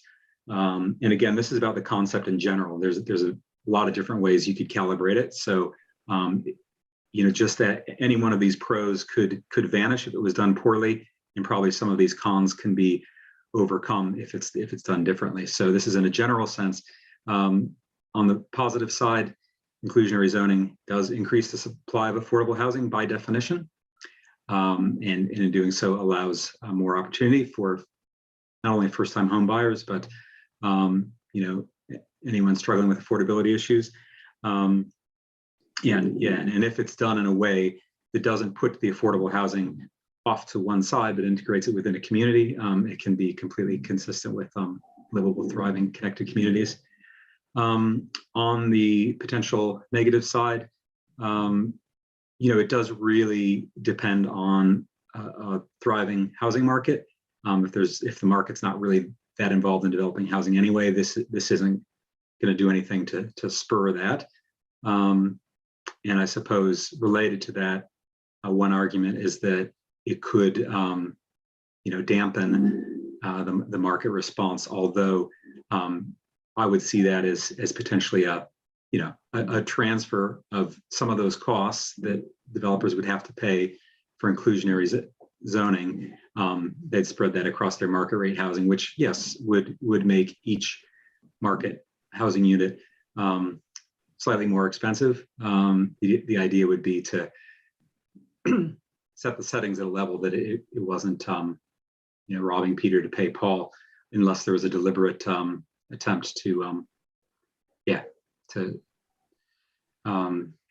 just obviously you want to get the benefits where you want them and not make things too bad for everybody else. So and then of course defining what the target is around affordability, that's just another setting that can be explored in detail. I don't see that necessarily as a big negative. It's more of a complication, and one of the things that needs to be given careful thought. There's probably no off-the-shelf model that you might just pick and throw into the Waikato district plan right away. So yeah, just curious to get some feedback from our elected members on interest in us exploring this sort of thing. We have done a little bit of collaborative research with our neighboring councils at Waipawa and Hamilton, which we can share with you shortly. But for the time being, we're not developing a plan change per se around inclusionary zoning. Just keen to get some thoughts and happy to answer questions. And I can stop sharing if you'd like me to do that as well. All right, thanks, Jim. Rightio, food for thought, that's for sure. One thing's for sure, we need to change the way we're doing things. As much as we've, and I suppose I look around the gallery of everybody sitting in front of me, we've sort of grown up in a time when I suppose it was a lot easier and things were more simpler for a lot of people, and all of a sudden I would say over the last decade life has become a hell of a lot difficult for a lot more of our people, and it's probably up to us, along with the ones we've heard from today, especially in the Waikato, to look to how we can actually better provide for those people that sit in that, potentially that sort of 20 to 30% of our population that can't afford a house or can't even get a house, and as to how we might be able to build a model to suit. And I think everybody, doesn't matter whether it is, as I said before, from Jen, Will and Simon down to Thomas and May, and the hard work that Louis and Lala have done. But at the end of the day, it all has a place within the Waikato, and more importantly, I've always understood, and probably more for May and for Thomas, that how they were set up and working. I don't know whether Thomas is still online or May then, but I would say $2 million in Hamilton doesn't go very far these days, which makes it just about impossible for you to fulfill your mandate. To be honest, I'd say it's absolutely hopeless trying to do it, to be honest. So I think for you, I think there definitely is scope to work with the Waikato. You just need to get that mandate broadened out to allow that to happen. And there are opportunities, I'm sure, as there is for Simon and Jen and co. You know, I would say, just before I go to the speakers, I'd just say there's a willingness to help and work with everyone. It's just, I think what Jim's just highlighted to us too, around planning provisions, and that's something that we definitely will be looking at. But that takes time. So what can we do that can actually have an impact sooner rather than later? So we're open to discussions, ideas and options, I would suggest. Rob.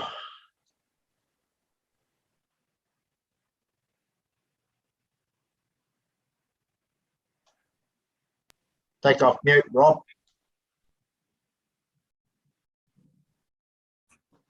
Yeah, just listening to Simon Perry today and his team, they're talking about buying, he's got land in Cambridge. I didn't think there was any cheap land in Cambridge. And we talk about affordable land. You know, they've dreamt up a method of achieving a result there, whether it's no matter what it costs. Because I don't know what they would have paid for the land in Cambridge, but it wouldn't have been cheap. It's worth a fortune over there.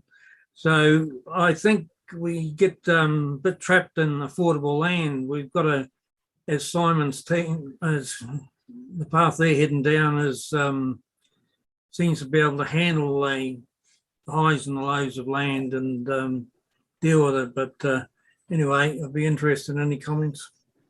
Yeah, thanks, Rob. Councillor Beck, Axel. Yeah, I don't think there was any cheap land in Cambridge when Simon bought that either. I think it's a testament to their philanthropic ambitions and wanting to, do something that's right. Just in terms of this, I think, Jim, it's just as well we're all working at a distance again, because there'd be a lynch mob forming down in that district plan team to hear you talking about a plan change when the ink is hardly dry on the new decisions. It is another continuous improvement. Yeah. It probably should be another tool that we explore. I mean, it is just that. One tool is not going to be, there's not one silver bullet. So to have a number of tools available is probably the right thing. And listening to the presentations early on and having worked through the Waikato plan with the Waikato Housing Initiative for a while now, I would have thought, looking at our own surplus land, and actually putting some resource to identifying that, because that's a project now that we've had underway for a couple of years, but struggled to resource it. I think putting the resource there is much more likely to get bang for bucks in a way shorter time frame than looking at zoning changes and inclusionary zoning as another alternative. So I think if you want to focus, well, this is a crisis, right? Crisis implies urgent action. So the quickest payback for us, I think, will be looking to bits of land that are surplus to our requirements, but in the right position for others. And we've heard from others today, for example, to get on with. That's a way shorter process, and I think that's where we should put resource in the short term, my view. Thank you. Mayor Allen, can I just comment briefly on that? Look, I think that sounds sensible. That sounds like more of the lower hanging fruit, and it possibly we can continue to explore the zoning possibilities in parallel with that. I suppose other areas in New Zealand like Queenstown, and certainly in places like San Francisco, where this concept has been implemented for a number of years, is that it becomes, affordable housing is essentially part of the infrastructure that, like we charge development contributions for, community infrastructure. And while we don't have a mechanism under the LGA to charge DCs for affordable housing, it has been framed in a similar way. And Queenstown simply could not continue to have its economy function without the workers that they needed being able to find housing in Queenstown. That was a strong part of the argument there. So within the legislation that we have, it is potentially something that developers could factor in the cost of doing business, so to speak, even if the profit margin, if there's a marginal effect on the profit margin. So yeah, but I agree, low hanging fruit is probably that surplus land. All right, thanks. Councillor Church. Yeah, thank you, Mayor Allen. Yeah, that's why I wanted to bring up that land and that project, which I think actually should say is closer to 2 years or even longer that came up for our own strategic planning and such a growth across our whole district. I think we're missing some opportunities of making sure we look after some of that land as well as some of these initiatives. I agree with you also, Axel, that it's a tool. I probably would go a bit further than you, though, I think, in terms of it being a tool, because I still see Waikato District Council as being the centre of the economic triangle of New Zealand. And I think strategically, and we've got such a lot of diversity of our communities, it's right, State Highway going right through the centre of us, and the link between the Auckland and Hamilton, and that we actually have land that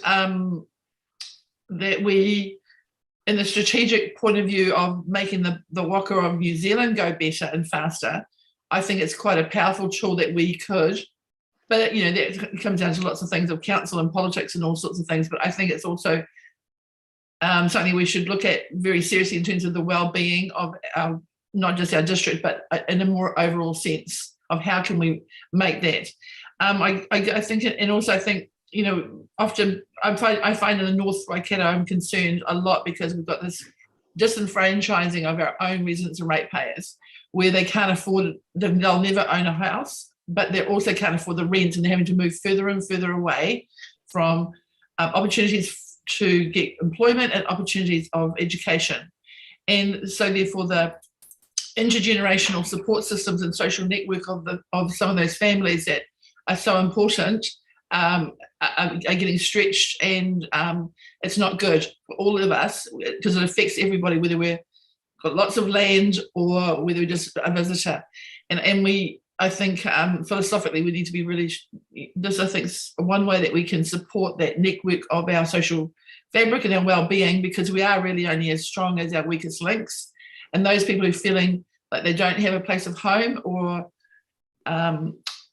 stability and affordability, and also goal, and also these young ones, most of us have got kids that want homes or grandchildren coming through. It just becomes unaffordable, and you're going to, for most people and even the parents to help them with.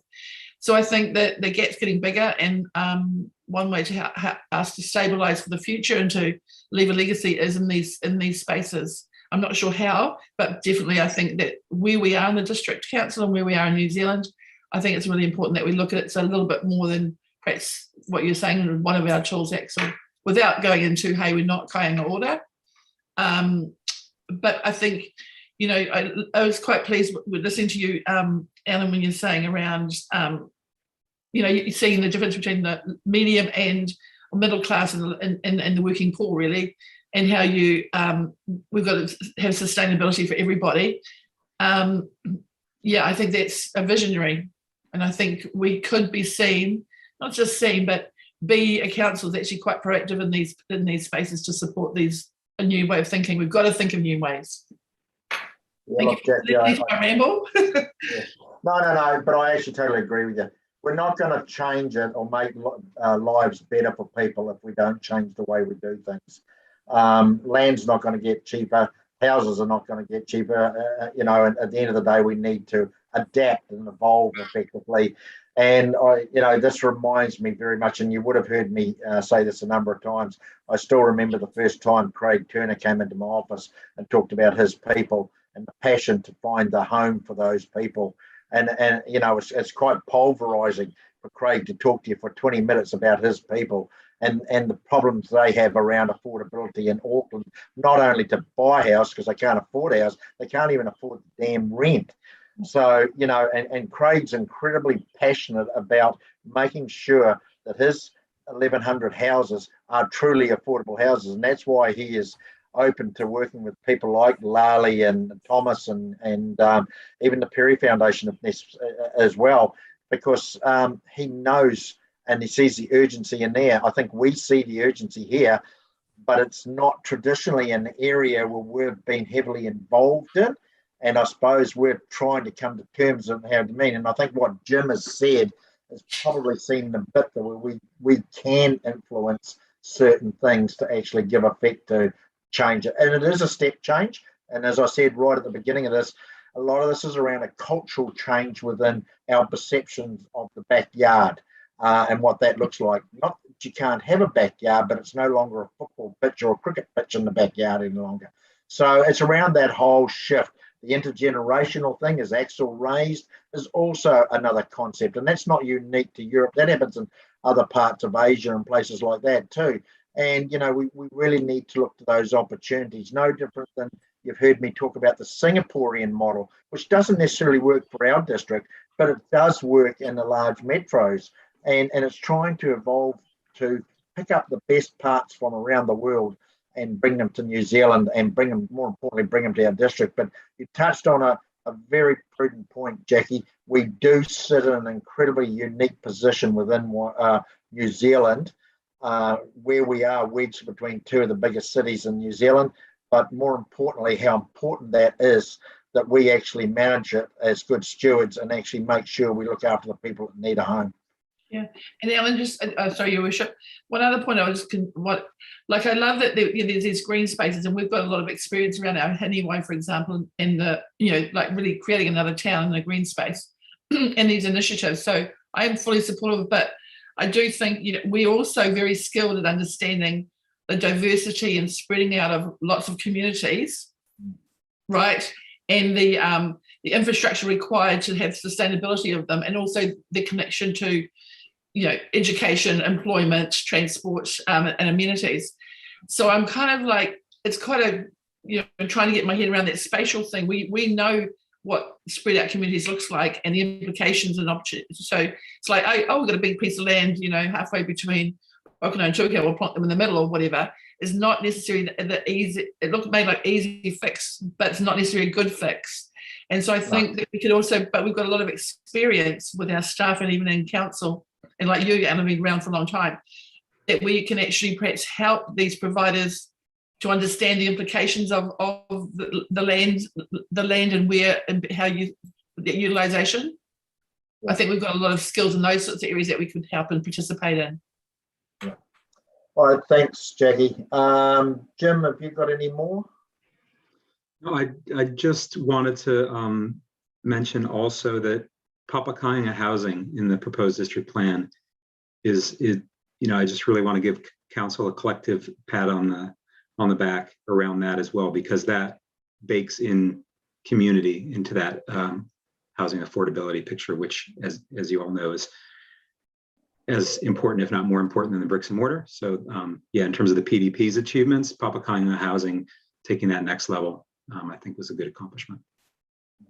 Subject to appeals, but fingers crossed, right? Yeah, I don't think there'd be too much problem with that though, because the one thing that there is around the district, as there are in other parts of New Zealand, there's multiple Māori owned land that can be better utilised than growing gorse. And I'd rather see them come home and put homes on it, to be honest, and which actually brings better mana to them as people and good citizens. It gives them roots, and I always say if you've got a mortgage and you've got roots, you've got responsibilities, you'll stay put. So, okay, anyone else before we finish up? I just want to thank our presenters today. I really do appreciate everybody coming in, and it is very much important that we all work together and keep connected. Everybody has got a part to play in this, including us, and I think we are slowly understanding our role more than anything. But when I was listening to Louis and Lali, it made me think, gentlemen, that I had to fight like hell to keep the Waikato plan together in one part a number of years ago, because it nearly all fell over. And thanks to my fellow mayors that actually supported me to keep the damn thing going, because it was something that I implemented as part of the original when I was first the chair of the Mayoral Forum, and to actually get it and revitalise it, I would suggest, and get it back on track. To me, personally, it's quite an achievement, but more importantly, the people that have taken it and moved it to where I sort of feel proud to be part of that. So that goes to, Louis and Lali there. And I just can't thank you jokers enough for making that work for the Waikato Mayoral Forum. So I do appreciate it. All right, everybody, that concludes today. Thank you very much. And I'll see you all tomorrow. I was going to say in the dog bylaw, but it's not, it's a speed bylaw. So it won't be dogs chasing cars, it'll be cars chasing speed. So we'll catch you all tomorrow, and thanks very much. Thanks, everybody.